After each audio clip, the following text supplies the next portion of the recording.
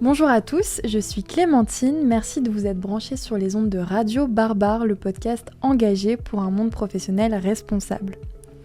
Chaque mois, on vous propose de retrouver nos experts pour prendre avec eux un shot RH sur leur expertise en ressources humaines. Comme chaque mois, ce podcast vous est proposé par RH Performance, votre partenaire recrutement, assessment, formation, coaching, team building et outplacement. De toute façon, les jeunes ne veulent plus travailler. Oh, et puis les seniors, ils résistent tout le temps au changement. Et puis la génération Y, elle respecte rien. Ces phrases, vous les avez certainement entendues dans vos couloirs d'entreprise. Et si je vous disais que ces clichés nous empêchent de créer de véritables synergies ? Aujourd'hui, 4 générations cohabitent dans nos entreprises et c'est inédit. On a les baby boomers, la génération X, les millennials et la génération Z. Chacune avec ses codes, ses attentes et sa vision du travail. C'est une richesse extraordinaire qui peut vite tourner au casse-tête managérial si on ne sait pas l'orchestrer. Et si je vous disais que ces différences étaient justement notre plus grande force à tous, et si au lieu de subir ces écarts générationnels, on apprenait tout simplement à les transformer en véritables avantages concurrentiels. Pour en parler, j'accueille aujourd'hui Nadia Benslima. Nadia, tu es formatrice et experte en management chez RH Performance et tu accompagnes de nombreuses entreprises dans cette démarche. Ensemble, nous allons déconstruire les idées reçues et vous donner des clés concrètes pour faire de la diversité générationnelle un atout et pas un obstacle. Nadia, j'ai une première question pour toi et j'aimerais qu'on commence par dresser un peu un état des lieux de la situation actuelle. Dans les entreprises que tu accompagnes, quels sont les principaux symptômes de tension intergénérationnelle que tu observes et surtout, est-ce que ces conflits sont vraiment liés à la génération ou est-ce qu'il y a autre chose derrière ? Alors déjà, merci Clémentine pour cette invitation. Et avant de donner mon avis en tant que formatrice, je voudrais déjà partager mon retour d'expérience. Je l'ai moi-même constaté en tant que collaboratrice et puis aussi en tant que manager. Des phrases du type il vient d'arriver le jeune, il gagne autant que moi. Ou alors des phrases du type il est grognon, l'ancien il s'oppose à tout. Donc des phrases entendues entre collègues, entre managers et managés. Peut-être que tu partages aussi ce genre d'expérience, Clémentine ? Moi, je fais partie de la génération Z et il y a une phrase qui revient souvent, c'est qu'on aime être en télétravail, qu'on est tout le temps sur nos téléphones ou alors qu'on aime du moins ne pas travailler si on le pouvait. Donc c'est en effet des constats que je partage. Je fais également le constat que de nombreux managers rapportent avoir des difficultés avec des personnes plus jeunes ou des problématiques liées à une différence d'âge. Même constat auprès des personnes des ressources humaines qui nous rapportent également ce genre de faits. Et en fait, les générations X, Y vont dire plus généralement des jeunes qu'elles sont moins motivées, tandis que la Gen Z dira des plus âgés qu'il est impossible de les faire bouger, qu'ils veulent faire comme avant. Le point commun, c'est que toutes ces phrases que l'on entend sont rapportées à l'âge, à la génération. Finalement, on va retrouver les plus jeunes qui, eux, sont déboussolés. Par quoi ? Par le manque de flexibilité comportementale, par un management qui est très peu personnalisé ou le poids des habitudes. Les personnes un peu plus âgées, elles vont être déboussolées par l'individualisme, par l'envie, l'exigence sur le respect des droits, l'impatience, l'immédiateté et la place que l'on accorde à la vie personnelle. Toutefois, d'après une étude menée par l'APEC et Terra Nova, qui a été menée en 2024 auprès de jeunes actifs de moins de 30 ans, en fait, les jeunes seraient autant investis que les personnes plus âgées. Et je vais te dire, Clémentine, en fait, ce genre de phrases, on les entend de tout temps. Souvent, on cite Socrate, qui disait des jeunes que cette phrase « Notre jeunesse se moque de l'autorité et n'a aucun respect pour les anciens ». T'imagines, cela fait 26 siècles que l'on a ce genre de commentaires. Donc c'est finalement un mythe. Merci pour ta réponse très précise et très concrète. J'ai une seconde question à te poser. On colle souvent des étiquettes sur les générations. La plus connue, j'en parlais précédemment, mais c'est que les jeunes ne jurent que par leur téléphone.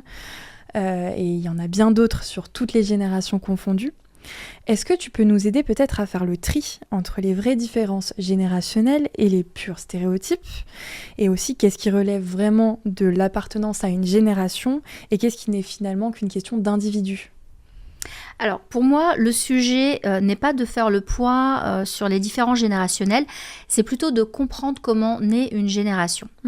En fait, ce sont les avancées technologiques, les faits historiques, etc., qui vont marquer et créer une génération. Par exemple, toi, Clémentine, est-ce que tu peux citer des marqueurs de ta génération ? Moi, j'ai été marquée par l'avènement des réseaux sociaux et notamment MSN qui était en plein boom pendant mon adolescence. Ouais, en ce qui me concerne, moi j'ai connu la naissance d'Internet, le Minitel, peut-être que tu connais. J'en ai jamais utilisé. Finalement, tout cela influence nos comportements et également notre façon de travailler, notre façon de manager, etc. Alors oui, il y a des comportements liés aux générations, mais elles impactent finalement toutes les générations à l'instant T. Je veux dire par là que ce qui est le plus important, c'est de ramener ça à une évolution sociétale. Et les plus concernés par ces marqueurs de génération, ce sont les jeunes, qui sont les premiers concernés. Ils ne connaissent que ça, tandis que les anciens sont plutôt témoins. Donc soit ils prennent le pli, soit ils ont du mal à changer. Il s'agit donc plutôt d'une évolution sociétale. En fait, les traits de caractère que l'on associe souvent aux nouvelles générations sont juste plus prégnants chez eux. Et d'ailleurs, c'est pour ça qu'on peut constater auprès de personnes peut-être d'autres générations des traits de caractère que l'on associe d'habitude à la génération Z. C'est normal. Les jeunes ne jurent vraiment que par leur téléphone, Clémentine ? Pas tout à fait. Ce sont toutes les générations qui sont concernées et évidemment, c'est plus fort chez les personnes qui sont plus jeunes, tout simplement. Je voudrais juste conclure tout de même en insistant sur le fait qu'une jeune personne qui démarre dans la vie active est avant tout un apprenant. Elle apprend le métier, elle apprend les codes du savoir-être en entreprise. Donc évitons de confondre le comportement lié à la nouveauté et le comportement lié à l'âge. Ce raccourci va favoriser des discours qui sont clivants. Merci pour ces éclairages, Nadia. J'ai une autre question à te poser. Comment est-ce qu'on peut transformer cette diversité en une force? Est-ce que tu as des leviers particuliers pour créer cette fameuse harmonie intergénérationnelle? Déjà, ce qu'il faut savoir, c'est que les générations Z et Y, donc nées entre 80 et 2010, représentent 60% de la population active. Et comme tu l'as dit, aujourd'hui, on retrouve les 4 générations sur le marché du travail. Donc, c'est un vrai sujet managérial et RH. Et les enjeux vont être les suivants. C'est comment recruter, comment manager avec ces nouveaux comportements et comment favoriser l'intergénérationnel. Ce qui signifie aller au-delà des stéréotypes, ce que l'on retrouve entre manager ou entre collègues. Et je donne quelques chiffres. 77% des personnes interrogées, Gen Z, Gen Y, sont prêtes à quitter leur emploi si l'équilibre pro-perso n'est pas respecté. La quête de sens est aussi un vrai sujet. Aujourd'hui, on dit que 55% des salariés estiment ne pas avoir de sens dans leur travail. Donc, pour répondre maintenant à ta question, je te propose plusieurs leviers, 5, qui seront importants à explorer en tant que manager ou RH. Le premier étant la reconnaissance.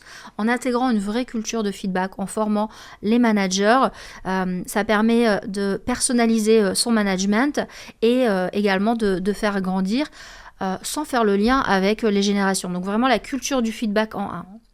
Le deuxième levier que je propose, c'est le bien-être et la santé mentale, avec une vraie politique QVCT. Et je vous invite vraiment à faire des baromètres auprès de vos salariés et derrière un plan d'action, des actions concrètes qui sont vraiment suivies et sur lesquelles on va communiquer.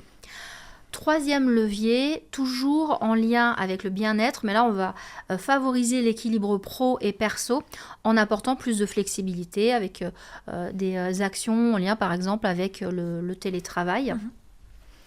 Quatrième levier intéressant à développer, c'est vraiment proposer des perspectives d'évolution professionnelle et salariale.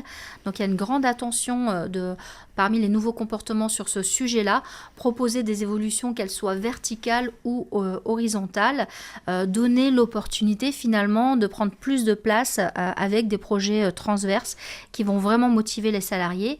Et enfin, le 5e levier que je propose d'explorer, c'est plutôt favoriser une ambiance de travail positive. Alors, petite parenthèse, je vous invite à ne pas tomber dans le social washing, c'est-à-dire mettre en place des actions qui donnent l'apparence d'un engagement fort pour le bien-être des collaborateurs.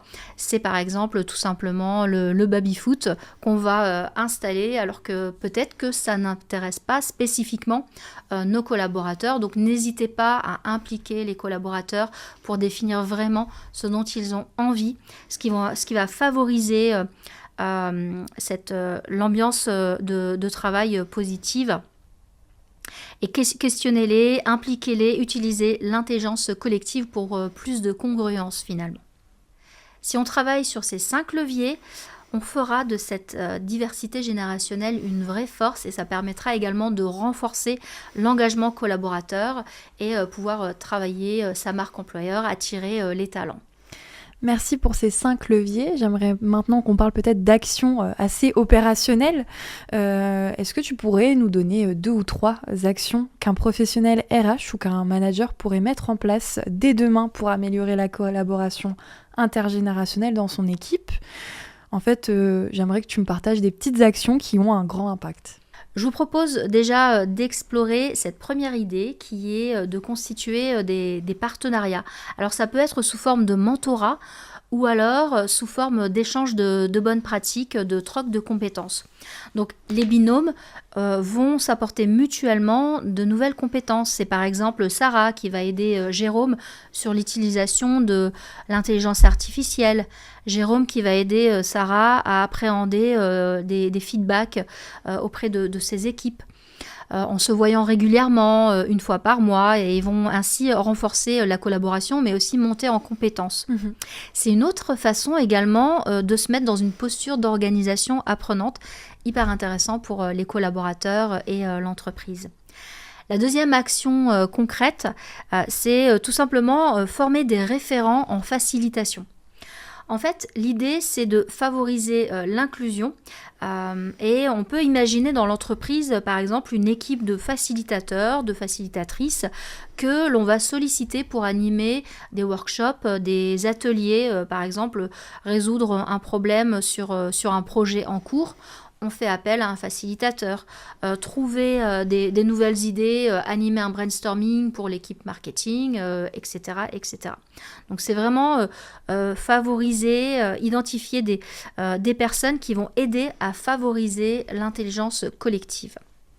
Et enfin, la troisième action vraiment concrète, c'est former les managers tout simplement, les former à réaliser des feedbacks corrects, les former à apprendre à se connaître, à connaître les autres pour personnaliser leur management. Tout cela va encourager la déconstruction des stéréotypes et surtout permettre de créer une vraie richesse avec un impact sur les collaborateurs, les managers et également l'entreprise. C'est une vraie culture à mettre en place dans son référentiel managérial. Merci pour ces 3 actions très opérationnelles. C'est déjà la fin de ce podcast et Nadia, j'ai une dernière question à te poser. Si tu devais donner un conseil essentiel à nos auditeurs RH et managers pour transformer définitivement leur regard sur les générations au travail, ce serait quoi ? Alors pour moi, le message essentiel, c'est déjà de voir le sujet de l'intergénérationnel comme une chance. Le vrai sujet, c'est le sujet de la coopération intergénérationnelle. Et si déjà on intègre ça, on commence déjà à changer de regard. Merci pour ce dernier conseil, Nadia. C'était un plaisir de te recevoir pour ce podcast. J'espère que nos auditeurs repartiront avec une vision plus nuancée et surtout plus optimiste des enjeux intergénérationnels. Je vous propose de retrouver tous nos podcasts sur notre site et sur toutes les plateformes d'écoute.